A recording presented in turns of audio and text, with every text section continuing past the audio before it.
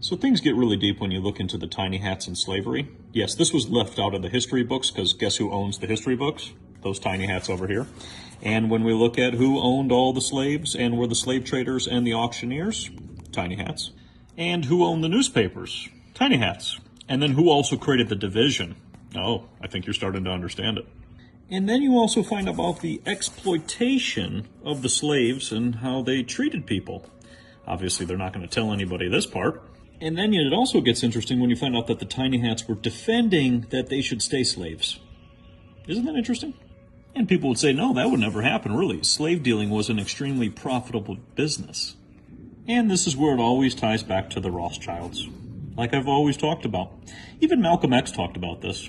People should look into this. And a Negro is not anti-Semitic when he says that the man who's exploiting him in his community is white, because it is a white man who owns all the stores. Now, is it an accident that these whites who own these stores are Jewish? If it's an accident, then the fact that he says the Jew on the corner is exploiting me isn't an anti-Semitic statement. It's just more descriptive of the man who's exploiting him.